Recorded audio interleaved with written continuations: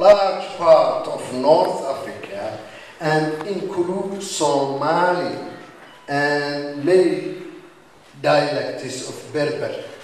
This is what is quoted in that book, including it as those ancient. These pictures are familiar for anybody that they are these early Egyptian pictures.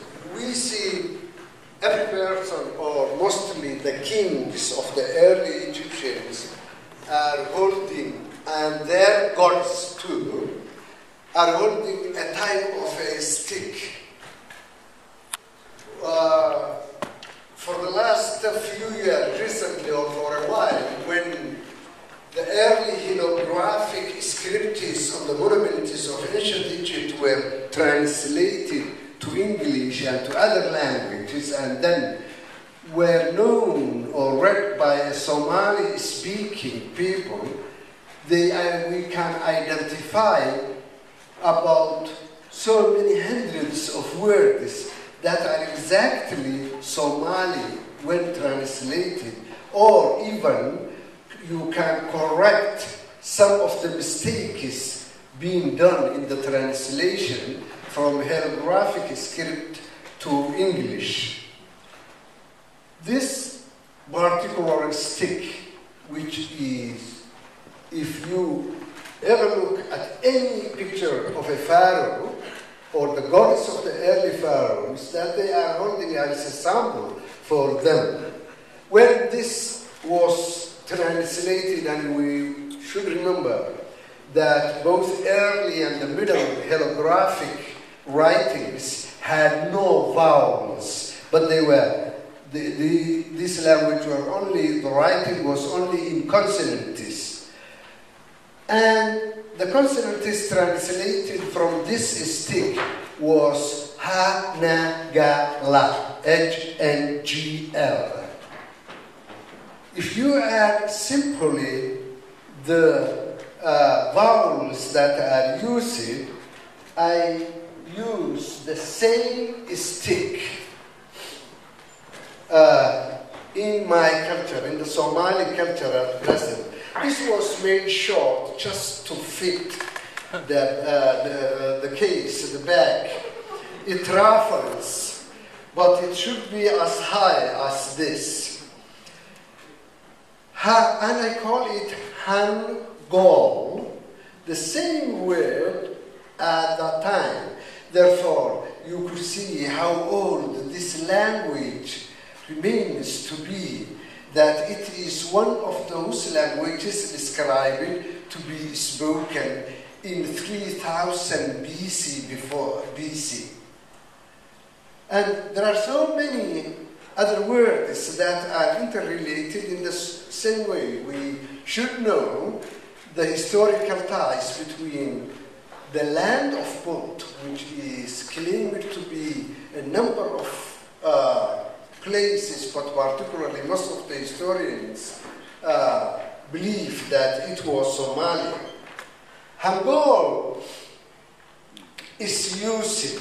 Why it has? It is not made. You have to get and identify a branch of a tree that has both ends like this. And sometimes when your issues are not together, that you are not getting in the correct way, you say you didn't find the hooked part and the other part together. Garkii iyo faraadkii baa la isla waayay. Hangolka baa la yidhi. This end, if you are wondering, for those of you who don't know, is for pushing mostly the thorny parts of a branch of a tree where you make the corral or the fencing for the animals to be placed in. And this part is for pulling anything. So, or even to make the leaves fall down on the ground so the animals may feed on. When it is dry, you use this. When a young man gets or is married in that culture, his friends, the friends of the bridegroom, present him a hangol, saying that it is today that you took the responsibility of building a family, therefore it is the sample. The Egyptians may have the same intention. By building a nation, they made the sample as the hangol. It is supposedly another term used in Somali is also salimu, which is a bit longer and is mostly in hands of religious people who use the salimu as a sacred stick. This belief comes or is derived as it was in the hands of all pharaohs. It is supposedly to be the stick, Moses' stick, إنها عصا موسى. The Moses stick that is told about all religions.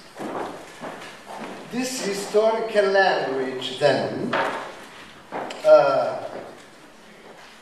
need to be preserved, and it was for all these centuries being used, and it was preserved through particularly the literature of it and the poetic forms of the language. I want to relate to this, to how maybe in some classrooms, some more characteristics to know for a classroom teacher